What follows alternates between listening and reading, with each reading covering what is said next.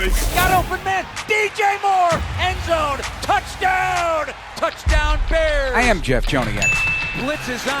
Down he goes. Brisker. What was it like playing for Coach Ditka? I don't want to answer any questions like that. Pressure coming. He's in big trouble. Down he goes. Montez Sweat.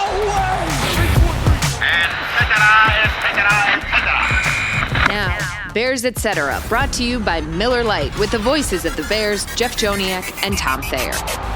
Well, it's been an emotional and contemplative week at Halas Hall with the entire McCaskey Halas family, Bears employees, coaches, players, fans, ex-players, and, of course, the passing of Virginia Halas McCaskey laid to rest at the age of 102. With Super Bowl winning Bears guard Tom Thayer, I'm Jeff Joniak, and this is episode 132 of the Bears Etc. podcast. It's brought to you by Miller Lite. Our special guest this week is the one and only. On our Zoom call, it's Nutty Buddy, but it is Charles Peanut Tillman, kind enough to join us. How you doing, Charles? Nutty Buddy, where'd this come from? Lance Briggs. He got me. He gave me the nickname Nutty Buddy. So when I don't want to use my name Peanut Tillman, I'll just use Nutty Buddy. From what I understand, there is one person who would never call you Peanut Tillman, and that would be the late Mrs. McCaskey. Always Charles, correct? Always Charles.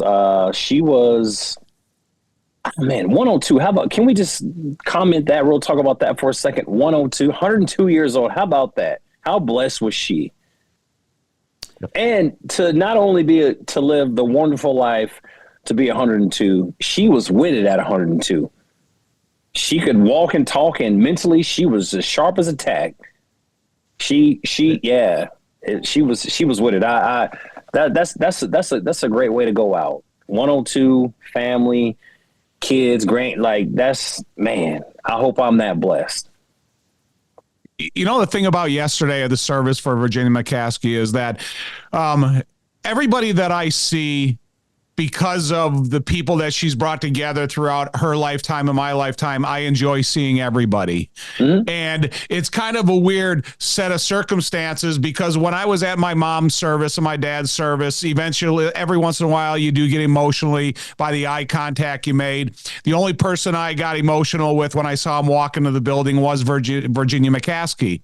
But yesterday, when I was at that event, the alumni that came before me, the alumni that came after me, I truly enjoy being around, hugging, handshaking, whatever course of the conversation it takes you. And she is solely responsible for the gratitude inside that room yesterday that everybody appreciated. Absolutely. I mean, it was a funeral service. However, she was celebrated. You know, like I mean, that was a feeling that I got. I think the service, it was a beautiful service, and it was a joyous. I wish we could have been together on a different occasion. However, it was great seeing my teammates, you know, other owners, the commissioner, fellow alum. It was, I don't want to use the word a joyous occasion. However, we were able to smile and celebrate Mrs. McCaskey. You know what? I heard a quote the other day, and it said, "With grief, there can be happiness." Yeah, and it kind of fit the room there because the grief that we are all suffering with the passing of Virginia McCaskey, there's also a happiness that goes with eye contact of guys you like seeing. And whether it's sitting in the pew and getting a chance to say hi to a guy like Urlacher, who I have such admiration for as the football player that I broadcast for all those years, but then after our careers are over, it's almost like we become, not he and I, but all the guys in that room become better friends because everything that we've gone through in our professional lifetime. Yeah, I know the one thing I've learned about funerals, and then I haven't done a ton, but I've been to a few, and they always put things in perspective, and it makes you see the bigger picture. You know, and hers was, Mrs. McCaskey's funeral was no different than yesterday. And it just makes me want to see the bigger picture as far as, like, you know, the relationship I have with my kids, my friends, being kind, treating people with kindness, and just, you know, just showing love and just appreciation for all the the things that are more important. And yeah, I'm grateful to have known her. I'm grateful to have really, really known her. The thing that I want people to know about Miss McCaskey is when my daughter went through her heart transplant, Ms. McCaskey I think she felt so bad to where she couldn't do anything. So she wrote me a handwritten letter, great penmanship. She wrote this letter. Yeah, she wrote this letter to my family and I, and essentially just said, I'm sorry for what you're going through. And, please, I will be praying for you and your family, your daughter, especially for a speedy and healthy recovery. And, may the Lord bless you. I mean, she was just a kind, gentle, sweethearted woman. And I was very appreciative of the main owner reaching out to myself and my family at that time. And that meant the world to me. For savings and service, get more with Geico. Yes, there's the maternal instinct that really any person. Was that like a drop for an ad? It was, and we got a lot of them. that was funny. You just throw them in there. Yeah, that's hilarious. You'll get more of them. You'll get more of them, Charles. It's like you got like advertisement Tourette's or something. Yeah, we got to spread them out. We can't do them all at once. Some repeat. Oh my God, that's funny. But I got to say that it's the maternal instincts, and she, in fact, no matter who she came in contact, there was a motherly aspect about her for this woman who was a mother of 11 children, and as you pointed out, the many grandchildren, the great grandchildren, the 4 great great grandchildren, and being at the service at the wake the day before and spending some 4 hours there and just seeing the line. And I don't know how many people actually went through that line over the course of 7-8 hours, but everybody, and as Tom, you referred to, it did feel like a family environment, a family reunion of sorts, even though we are not a part of the family, the McCaskey Halas family. We are, in a sense. If you've been around the organization for as long, Tommy, 40 years, Peanut, a couple decades here, myself, wow, 3 decades. It's a crazy number, and you are welcomed into her family.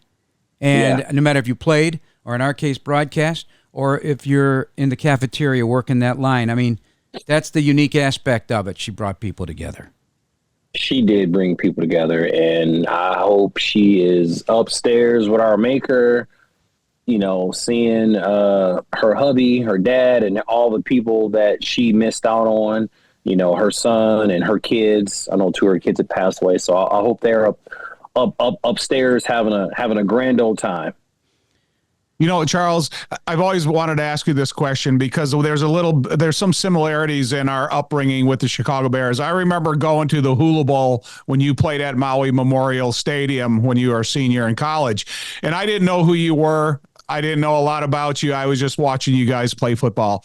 And then you came to the Chicago Bears, and you walk in that door as a young kid, and you walk out the door as a more mature kid. So when I left the Bears, I chose to go to the Miami Dolphins. When you left the Bears, you chose to go to the Carolina Panthers. Was it an easy choice for you? Did you not want to leave the Bears behind? Because it wasn't a clear-cut decision. Okay, I'm going wherever I'm going to go. I had to think about it because of we were raised by the Bears. Yeah. But then it was a difficult decision. It was extremely difficult. It's funny you say that. Man, I haven't thought about that in a while. That's a really good question. Yeah, it was a very difficult decision. I didn't want to leave. I was actually scared to leave because Chicago was the only thing that I knew. And I was very comfortable. I liked the situation. I liked the organization. I liked my teammates. I liked my house. I liked the area. I liked our fans. I liked the team. I liked the people in the building. I was extremely comfortable. So it was extremely hard to leave. What made it easier is when they didn't retain my contract. And I said, all right, cool. That made it a little bit easier when they said, we're not signing you again. So that made it a little easier to leave and go to a different team. But initially I was I was scared. Thomas Davis tried to get me to go to Carolina years ago, but I was just like, no, man, it's Chicago. Like, I'm cool here. He wanted me to go 2 years prior to that, and I just kept re-signing with Chicago. He kept trying. I was just like, no, man, I like Chicago. It's the only thing I know. So yeah, it was definitely a hard decision to leave. You're absolutely right. You know what? I wish that for this current team. Like, the longer you stay, the more you obviously grow roots here. You have family. You don't want to move your kids. It's a great city. And if you're a Bear, you're loved forever. If you're a Bear who wins, you're honored forever. If you win a Super Bowl like Tommy, or just if you're one of the greats of the game, you're going to always have a place in everybody's heart here in Chicago. So I wish that for guys. The constant change obviously is not allowed for that in recent years, but I certainly hope that for this particular bunch right now. Well, I think that's probably one of the sad things about the sport is guys, and it's kind of the average. It's kind of just what people do. You go 3 years, 4 years, and then you're off to a new team. Tom, what I can appreciate about when you played, most of the time, you just stayed in your position. Excuse me. You stayed at one organization for the entirety of your career. I'd kind of like to see that more, but with how the game is and contracts, sometimes this is not the right fit. So I totally get it, and I totally respect it. However, like you said, Jeff, yeah, I hope that the nucleus, the core group of these guys, I hope they stay together for a while because they have a lot of potential to do a lot of amazing things.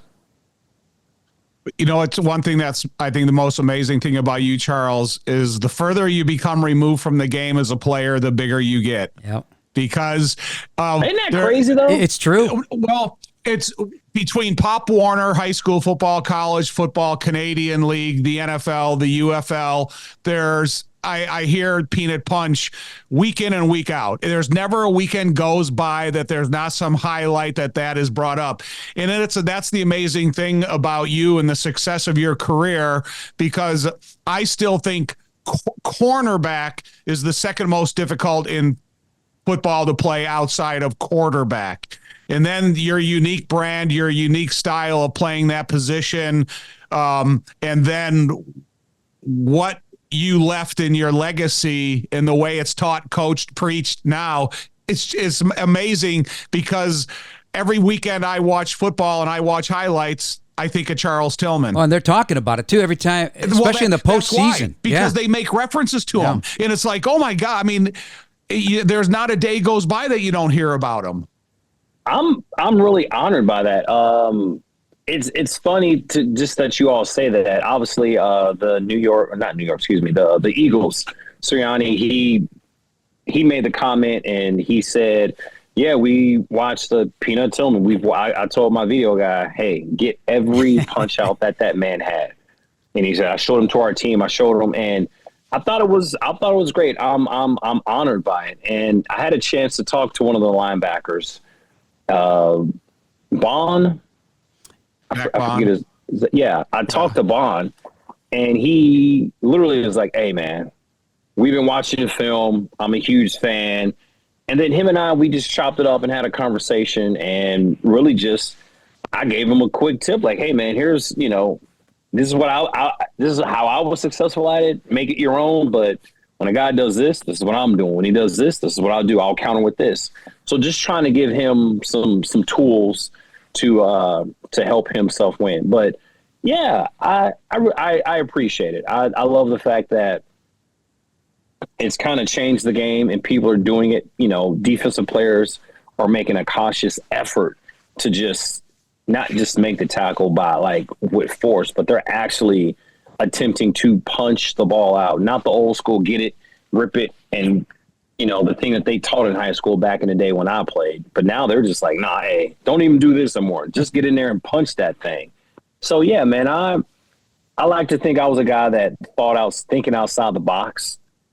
And, yeah, it's something that stuck, and I'm really proud of my style of play. The other thing, it's a catchy name. Good thing you're Peanut, because the Peanut Punch just rolls off your tongue. That's something that's going to live forever in the NFL. Right. If your name was like Larry, it just wouldn't work.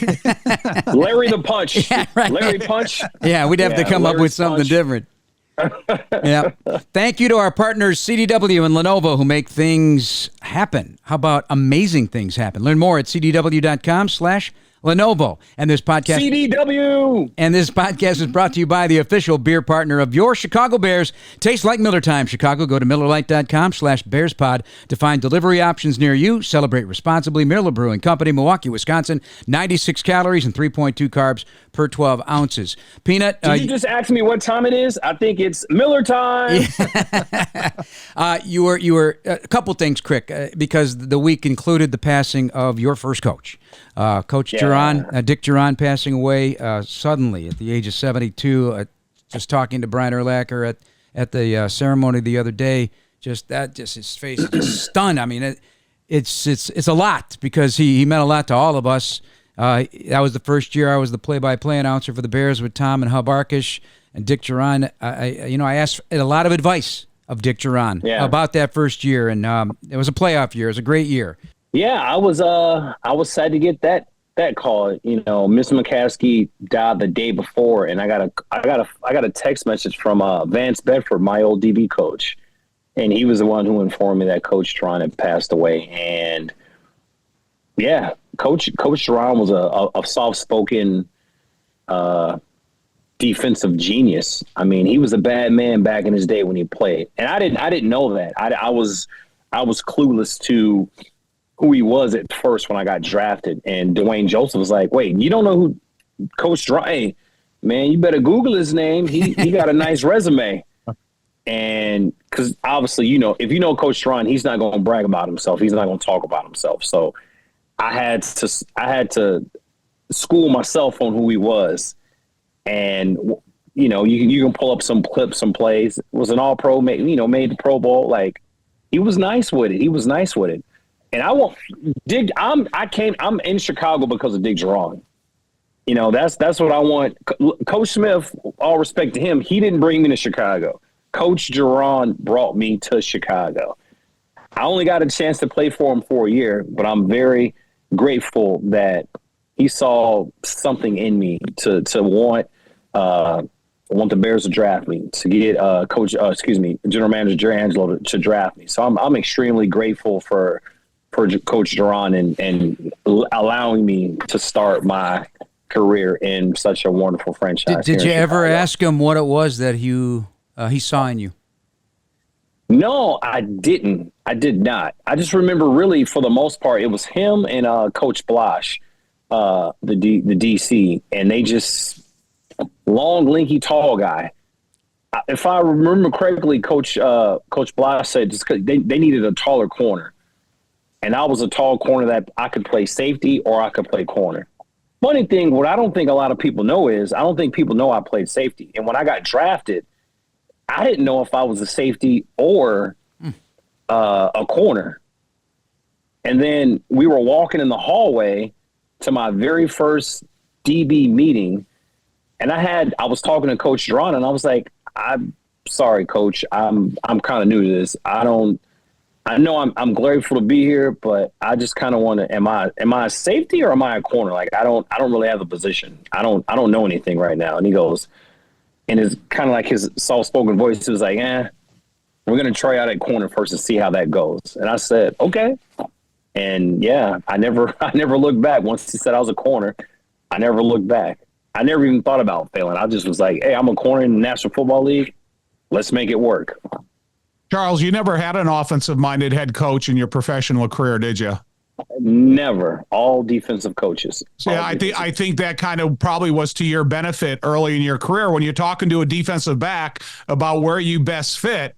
You know, they probably have vision and anticipation of what your skill set is best for. Absolutely. It was Coach Duran, Coach Smith, and no, I did have I had one offensive coach, 2013 and 2014, those 2 years. Coach Tressman. Coach Tressman. Okay. Yep. I forgot. Yeah. Yep. For savings and service, get more with Geico, and as Chicago's hometown team for over 125 years, Jewel Osco's grocery game remains strong as they continue to deliver weekly savings on family favorites. You can also count on Jewel Osco for hot digital deals, convenient drive-up, and go services, and more. Final moments here with Charles Peanut Tillman. You're at the Super Bowl. I know it's an award that many players feel is, short of the Hall of Fame, is the most honored gift as the Walter Payton Man of the Year, which you were one. You go every Super Bowl, probably for a lot of other reasons, but when you walk into whatever town that is going to be, this case it was New Orleans, and you go down Radio Row and all that, does that still feel wonderful to you that you were that man? It does, because the award has gotten a lot bigger. I talked to Marty Lyons. He played. I don't know if he was a DN or a D tackle. Interior defensive lineman. Interior defensive lineman. Yeah. Tom, did you block him? Did you block Marty Lyons? I did. Okay. How'd you fare? I have a little scar on my forearm, my right forearm, from we played him December 10th, 1985. Wow. Freezing cold in New York. I think we beat him 10-0, but he was part of that New York sack exchange. Yeah, Yes. Absolutely. Yeah. So he won the Man of the Year, I want to say maybe 1988-ish, something like that. But when he won the award, he said it was the Miller Lite Award, the Miller Lite Man of the Year. And the cool thing was, he said once they renamed it after Walter Payton, he contacted the NFL and said, "Hey, I don't want this award anymore. I want the new one. If we're doing that, I want this new one. I don't want this," because it wasn't like, obviously it wasn't Walter Payton. It was just like Miller Lite Man of the Year, and it might have been like a guy drinking a bottle or something. I don't know. But he basically just like, I don't want this. I want that one. You know, it meant a little bit more. And through the years, the Payton family, Jared, Connie, and Brittany, they've done a tremendous job of building up the award and letting people know how much and how important their dad was and how special the Man of the Year award is. And I go every year. You know, there's only been 50 ever given out, and put my hat on. Eric Armstead won it this year, and he is so worthy of it. But just to give a special shout out to all the 32 finalists. It's extremely difficult to pick one person out of 32 guys that are extremely kind with their time and their energy on their days off. And I salute all 32 finalists from all 32 teams. And it's just a really good award, man. It's a feel good award. You don't really do the work to win the award. You do the work just because you just have a kind heart and you want to, just whatever your philanthropic mission is, that's kind of what you do. You do it just for, you're doing it for the love of why you're doing something. You're doing something because it's special to you, right?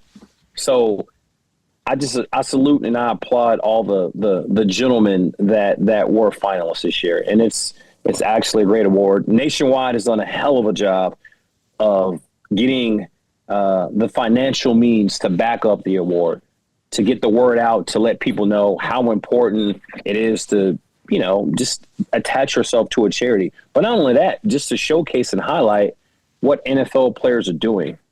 Too many times we see a player do one bad thing and everyone seems to think that all NFL players are like that, which in fact, that's just one small percentage of what we do.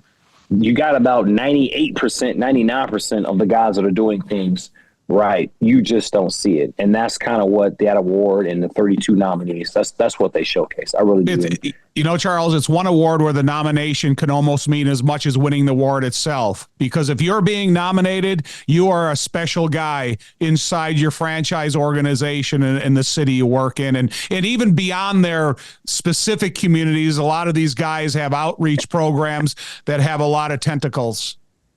Yeah, guys are just, I got nominated a couple times and I was like, oh, wow. And it's not to say that no one else is doing anything in their on their team. It's just like you said, if you've been nominated more than once, that's huge. Yep. That's your team saying, no, we recognize you. We see you. We want to celebrate you and nominate you and put you on an even bigger platform so you can showcase the world. And we want the world to know all the amazing thing that you and your foundation are doing. Right. It's So not shout out to the teams. Yeah. It's not a popularity contest in this case. And Andrew Billings, the Bears nominee here for 2024. So congratulations to Big Bill on the inside of the Bears defensive line. Peanut, we'd love to talk to you for another hour. And I know it's been a busy time for you, and it's always busy for Charles Peanut Tillman. Hope to see you around Halas Hall soon. Appreciate you. Oh, what do you guys think about Ben Johnson? Well, I mean, we're very excited. Very excited. Speaking of an offensive coach. So what do you feel? I think to be successful in this league, you have to be a coach who knows how to lead men. And I don't know Coach Johnson, but I've heard nothing but great things about him. And if he's half as good as what I'm hearing, I think the Bears will be, I think they'll be fine. I just really think at the end of the day, you got to know how to lead men. And you got to have men follow you. You got to have those types of guys that are willing to run through a brick wall for you. And some coaches, they have it. I call it the it factor. You know, it's just that one thing they have in their DNA that separates them from all the other coaches. And I've had tons of coaches, head coaches, position coaches, assistant coaches, D coordinators. They just have that it factor. And Coach Smith, he was one. Coach Rivera, he was one. Steve Wilkes, John Hoke, like those are guys that they don't have to do a lot of yelling and rah-rah. They can just tell you something like we're having a conversation and you're just like, oh, okay, yeah, let's do this. Oh, Rod Marinelli, he's another one. Like they can just the way they use their words to elevate you, they build you up. And they're simple words. It's nothing, extraordinary or extravagant. It's just basic, simple verbiage. And you internalize and you believe that. And you go out there and you put on the most amazing performance in your career. So I'm hoping that Coach Johnson can find a way to motivate these players. And for the most part, we just gotta learn how to win. I don't think we know how to win. I don't think we know how to compete. And at the end of the day, I know we're professionals and I know we're at the highest level, but when you lose for a while and you lose a lot, you kind of forget how to win. You kind of forget how to compete. And it's starting that foundation and saying, hey, guys, this is our standard, whatever his identity, how they have to identify themselves and what they want to, what their foundation is. Every coach has a saying, right? They come in, they repaint, they paint everything on the walls. They have their saying. And, whatever Coach Johnson's saying is, he has to believe it, but more importantly, the team, they have to believe it. You got to get 53 guys believing in you and what you're selling. And once you get that, man, it's scary. It's powerful. It's dangerous. I literally look at Detroit and what Coach Campbell was able to do. He said it time and time again. And he started, hey, we're building something. I won't lie to you. We got to go through this. We're almost there. And they were close to winning games and they would lose them. They didn't know how to compete all the way, or they didn't quite know how to deal with the adversity. And within 3 years, they're in an NFC championship. So I'm hoping Coach Johnson can do exactly the same thing. Come in, start at the ground level, set the standard. The standard is the standard, and it doesn't change. This is how we play. This is what it means to be a Chicago Bear. If you want to be a part of this team and this organization, get on board. If not, see you later. We can get somebody else to come in. And yeah, man, let's get this thing rolling. I'm excited for the players, the new coaches, the team, the city, the organization. There's something about when you get a new coach, it just kind of breeds like a new life, a rebirth into the town. So I'm excited. We got a good quarterback. We can get this offense jumping and rolling. Excited about this defense. We retained Hightower as our special teams coach, so he's doing his thing out there. So yeah, man, offense, defense, special teams. I'm extremely fired up. Can't wait to meet the coach. Whenever I get the invite or whatever, I'll come up there. We'll talk a little football. Tell him how great this defense is. I don't care who the head coach is. Defense always gonna dominate. Always. See, that was instilled in him a long time ago, Tommy. That's just what it is. It's called swagger. It's swag. I don't care who you bring in. I don't care who Andy Reid. Hey, Bill Belichick, or not Bill Belichick. You can bring Andy Reid in. Hey, we got a great offense. So we still gonna kick your butt on defense, coach. Like that's just the attitude you got to have. Like I don't care who you. I'm picking you off, Caleb. That's just the attitude you have on defense, especially in Chicago. Tommy, final thought? You said it all. You can't top that. I'm not going to follow that up because I may have a difference of opinion because I'm from the other side of the ball. But listen, man, exactly. I love Charles Tillman, and I love listening to Charles Tillman. Appreciate it, Charles. Thank you so much. Thanks, guys. Appreciate it. Thank you, buddy. Let's do it again. You be good. Later. We'd love it. We'd love it. For savings and service, get more with Geico. That's going to wrap us up this week. Make sure you check us out. And please, everyone, subscribe now to the Chicago Bears official app, Apple, Spotify, YouTube, or wherever you get your podcasts. Bear down, everybody.